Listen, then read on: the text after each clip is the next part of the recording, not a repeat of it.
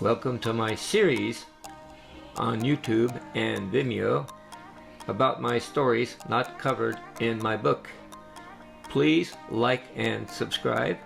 Also subscribe to my Patreon page at patreon.com/JDCrunchTime. Be sure to mention JD Crunch Time instead of JD Crunch Man. There is a difference. You can also get a copy of my book on eBay. All copies are autographed and signed. My co-author of my book is Craig Wilson, who is now residing in Spain. Various t-shirts will be available on my Patreon page, available to my Patreons coming soon. Now let's get on with my stories.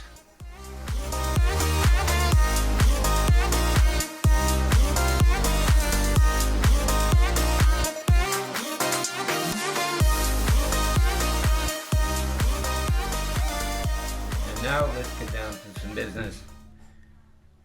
I had originally come from Keesler Air Force Base, where I had just completed my electronic training on how to fix and repair various different AC&W radar sites. There was a number of radar systems that I got familiar with, some of which was classified, so obviously I can't talk about those. However, in my travels, I got basically a flight to McCord Air Force Base, where I stayed overnight and was issued my Arctic clothes, which included a parka, mucklucks, and lots of other layers of clothing that I would need to survive the Arctic weather. And then I went through an Arctic training course, which taught me all about how to survive in the Arctic conditions. Man, that didn't boost my morale very much, I can tell you that. So after that, I went to Elmendorf Air Force Base, where I stayed overnight, TDY there. Got issued some commands, got issued some other things that I would need while I was there at my site. At that point, I was issued which site I was going to be stationed at. Originally, I was going to be stationed at Tin City Air Force Station, which was right at the very tip of the Bering Sea. It was like right at that little tip. I was only like about 30 or 40 miles from Russia. And they changed my plans because when I got back, when I got up to Elmendorf Air Force Base, they assigned me to Indian Mountain Air Force Base. And they said, there's some phones over there you can use. They're all free phones. Pick up the phone and then I could ask the operator to connect me to Indian Mountain Air Force Base, and they did. And then I just kind of asked around, what's it like up there? And they says, you'll really love it up here. You're going to just love it. I said, yeah, I can imagine. I says, you can't wait. So when you coming up? I says, I think I'm coming up either day after tomorrow. It's kind of over the weekend. I think I'll be coming up on Friday or Saturday, but I'm not sure. It just depends on when I finish my business at Elmendorf. Eventually, they transferred me over by bus to the airport, where I was getting on a bush plane called Wien Airlines, W-E-I-N Airlines, which is a small prop plane, and that flew me out to Indian Mountain Air Force Base. Landing on the runway was quite harrowing. The runway was kind of sloped, so you're coming in for landing, going uphill, and then of course when you take off, you go downhill. And once you release the brakes, you're committed to taking off. That's how steep it was. And once I got up there, the weather was extremely warm and surprisingly warm. And there was just this huge influx of mosquitoes. Thousands and thousands of mosquitoes. I says, oh my God, what do you do about mosquitoes? And they gave me some mosquito repellent and some other things that I'd put on my skin for getting rid of the mosquitoes. It was pretty much daylight all the way through. There was no darkness. The sun would just touch the horizon right around midnight, and then would start coming back up again. Because we arrived up there, I'd say around the 30th or so of June, which is right about the equinox, and so it was a pretty interesting place, I have to admit. And so you're gonna love it. You ever get stationed up there, that's for sure. I don't wish this on my worst enemy. I was really tired after arriving at Indian Mountain Air Force Station, Alaska. I had immediately gone to bed after being assigned my dorm and some briefings on certain activities in the area where I lived in. My living area was just like a dorm. I had about 3 people living in the dorm at that time. All two were chain smokers. The heat was basically through a heat radiator. In other words, they put warm water through the pipes. Bad idea. You turn off those pipes and those pipes get frozen. That is a court-martial offense. So anyway, when I arrived, it was very, very cold, about 35 degrees. Elevation was 42, 34 feet above sea level. The weather was partly cloudy. And I woke up the next morning and I was really hungry, so I go down to the chow hall. It was sun shining. And I get down there and I says, what's for chow? And there was nobody there and I couldn't figure out why. And the guy says, you must be a lifer. A lifer is a person that just gets there. And I says, yeah, I just got here a day before yesterday. And I said, what's with chow? Why isn't it open? He says, you've got a case of the big eye, dude. Go back to bed. You got another 12 hours. And then chow will be open then. And I realized it was like 4 o'clock in the morning. Full daylight shining in the window. Hey, how was I to know? I was tired and I didn't know what time it was. So getting used to the big eye was a little bit of a problem. But once I got up there, I sort of, settled in pretty well. My first step was getting acquainted with the radar, getting assigned my security clearance, signing a non-disclosure agreement, because all the area was all classified, everything. I could just give a very general description of what it was like, and that's about it. The radar sites themselves were connected through a sort of wooden terminal kind of tunnels that were connecting the radomes with each other. Because there was so much snow up there, it was almost impossible to go from one radome to another. So all of the connectway and pathways to and from the radar domes themselves were done using those wooden pathways. The radomes themselves were pressurized. So when you get up to a radome, you go to a door of an airlock, and you have to shut the door, make sure it's closed tight, and then you have to release the pressure slowly. I might add, it's a little bit of an intense ear pop there. You get up into the radome section, and there I got familiar with the equipment that was up there, the transmitter, all that. And I met my sergeant, in other words, my supervisor, and he showed me how to fill out what are called PMIs, those are called Preventive Maintenance Instructions. And these were all written down on a piece of paper, and every day I'd go in and I'd be handed a series of PMIs. And there were daily PMIs you had to do every day. There were weekly PMIs that I had to do every week, and there were monthly PMIs you had to do every month, and then there were what are called IG inspections, which we had to get ready for, and that took a lot of extra work. A lot of sweeping, polishing, getting everything all spick and span. The big high brass would come up there and gawk at the equipment and scratch their heads wondering why we've got such outdated equipment.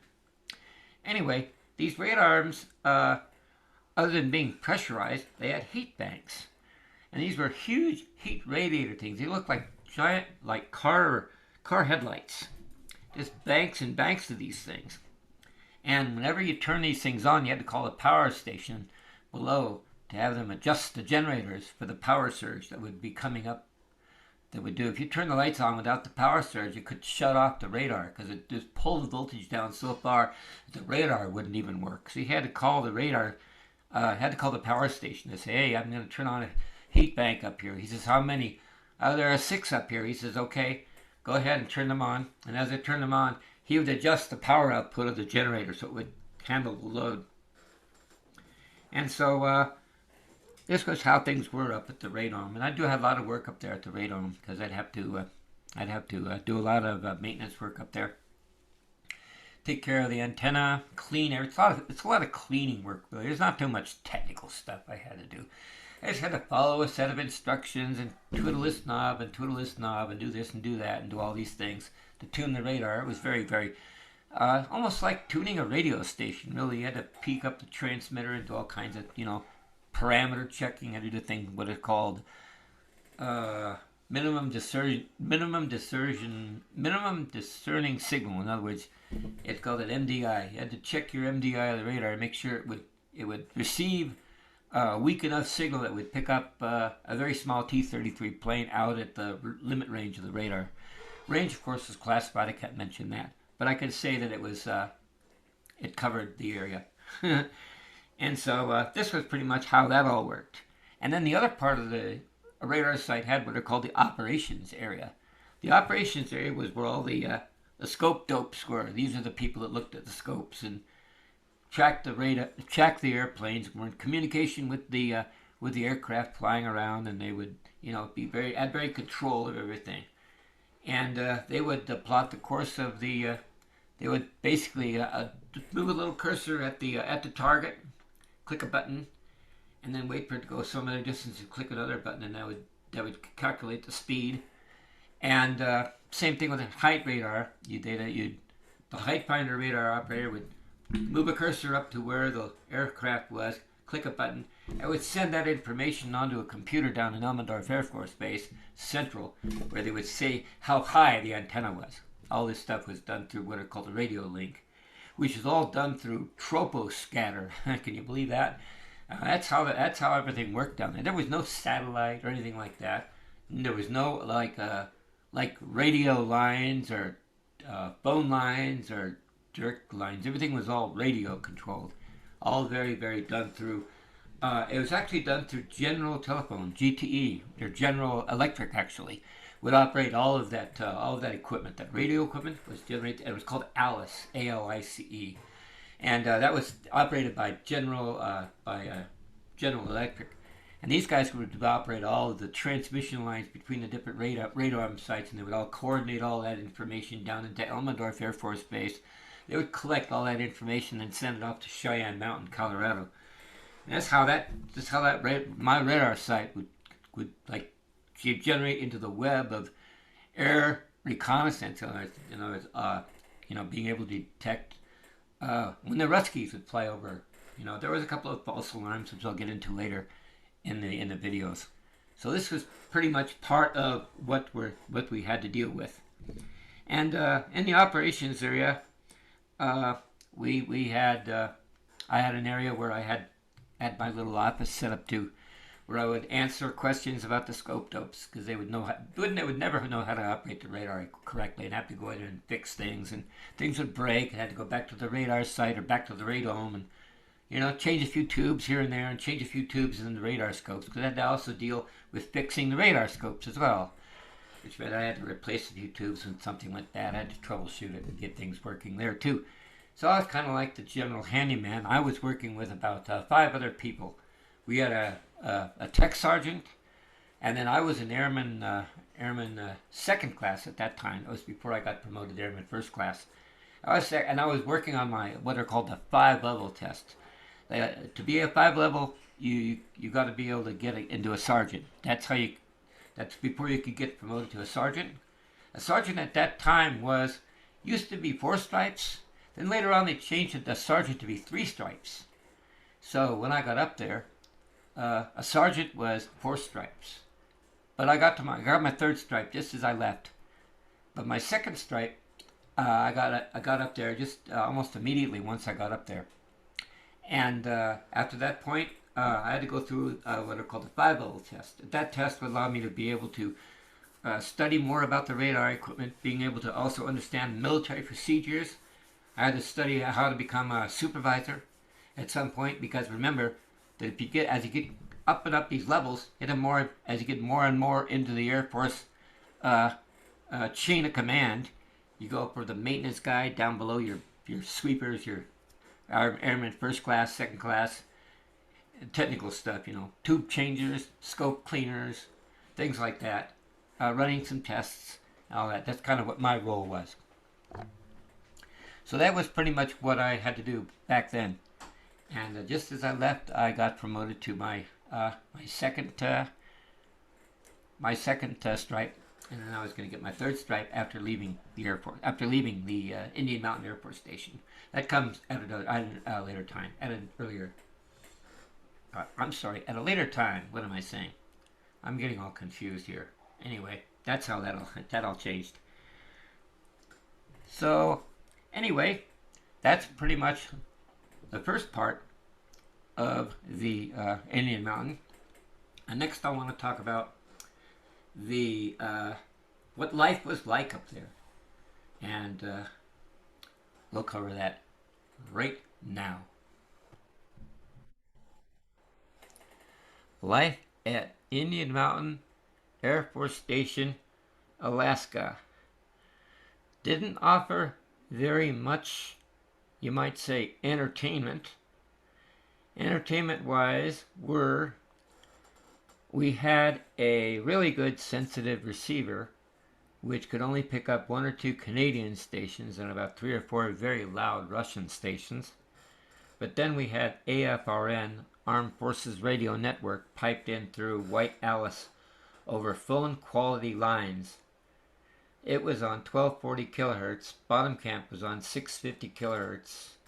You could not hear bottom camp station from top camp. Power was about 15 watts. The antenna was just a wire about maybe, well, the AFRN's antenna was about, just a wire about 15 feet long. That was about it. This was the perfect opportunity to fire up my 25-watt AM transmitter. And I happened to pick 800 kilohertz as my frequency. My brother would send me 1,200-foot reels of music from the radio. He recorded keen country, KFRC rock, and a variety of soft music, of which I don't remember where that came from. And then, of course, AFRN played whatever they played. And so whatever they played, I played something different to offer a bunch of variety, because these people really needed entertainment in a really big way. And while I was transmitting on my radio station, I get a call from the FCC monitoring station about 70 miles away. And I asked them, I says, I guess you want me to shut it down. He says, oh no, keep it up, we're enjoying your music. Just make sure you don't get any complaints. Just so you know, you are being picked up in Russia, so keep it clean. I says, absolutely, sir, not a problemo. He also told me that the base commander also was aware of it. I says, yeah, I kind of figured they would. And the base commander and I actually had a pretty good rapport together, and they actually offered me the ability to get my tubes from Supply, because they had 6146s and 12AX7s in great abundance. So I was pretty much in Fat City as far as tubes and parts go, because everything was tubes back then. Other entertainment included movies, which happened every night. They were shipped on 16 millimeter film. Movies were 3 years outdated. Came in about 10 reels of 16 millimeter, and 2 projectors had to be used in order to cue up the next segment. Very primitive and outdated. There were these little dots up at the top of the radio reel that says, turn on the next projector, and then the next dot would come on saying, okay, switch now. And that was how we kind of kept 16 reels of music, or actually movies, being played. It was quite interesting. And of course there was no television, any of that stuff. That was pretty much it. We did have pool and shuffleboard. I wasn't that good at pool, but boy, I could hold my own with shuffleboard. I was up there at about the top 3 or 4. I couldn't quite beat the top person in shuffleboard tournaments. But we had several tournaments going, and that was quite interesting. I liked that very much, actually. So that's pretty much it as far as this segment of my adventures in Indian Mountain, Alaska. I might add some more stuff later on, but please fill out in the comments if you want me to add some more stuff, because I've got a bunch of other stuff that I did up at Indian Mountain Air Force Station, including hunting for caribou, and also my experiences with the changing seasons, which got quite interesting. So you know, write down in the comments if you want to go, want me to add another segment to this video. In the meantime, see ya!